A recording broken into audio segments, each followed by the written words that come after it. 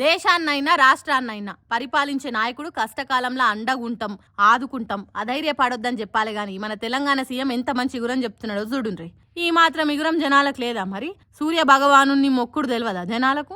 రాయి రాయి కొట్టి నిప్పు ఉట్టించి కట్టెల వంట మీద వండుకొని తినుడు తెలియదా పబ్లిక్? అయినా అగ్గిపెట్టెలు లైటర్లు అనేటివి ఉన్నాయి కదా, మరి రాళ్లను కొట్టి నిప్పు పుట్టించడెందుకు? బయట దేశాలలో యుద్ధం జరిగితే కనీసం అగ్గిపెట్టెలు కూడా దొరకని కాలం వస్తుందా? గ్యాసో పెట్రోలో డీజిలో రాష్ట్రానికి వచ్చేటట్టు ఎసొంటి పనులు చేస్తున్నారో చెప్పాలి కానీ గిదేంది సీఎం సారు?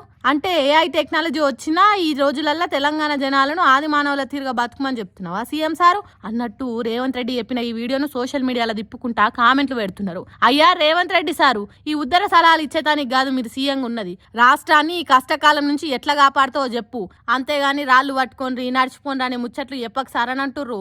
ఊర్లో పోంటి ఈ వీడియోని తిప్పుకుంటా ఎట్లనో ఏమో పోండి ఇట్లా అయితే. నాకెందుకు కరోనా కాలంలో రోడ్లు ఖాళీ ఉండు, ఆఫీస్లకు పోయేటోళ్ళు వర్క్ ఫ్రమ్ హోమ్ డ్యూటీలు చేసుడు, పబ్లిక్ ఇంట్లో నుంచి బయటికి రాకుంటుండే రోజులు వచ్చేటట్టే కొడుతున్నది. ఎందుకంటే ఏమున్నది, ఇరాన్ ఇజ్రాయెల్ యుద్ధం చేయబట్టి అవును మళ్ళోసారి దునియాకు తాళం వేసే గడియల దగ్గరకు వస్తున్నట్టే కొడుతున్నది. నాకైతే మరి ఆ ముచ్చటేందో పురాగ చూడు.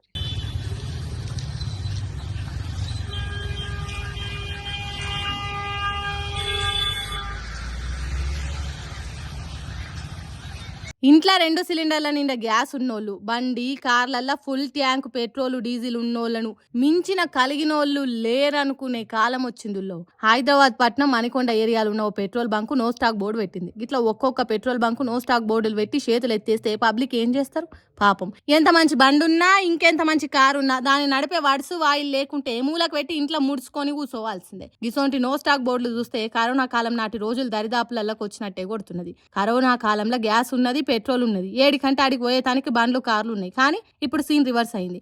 ఎక్కడ పడితే అక్కడ తిరిగేతానికి కరోనా అసోంటి బీమారు లేదు గానీ బండ్లను రువ్వడి ఉరికిచ్చే బంకులలో పెట్రోల్ లేదు.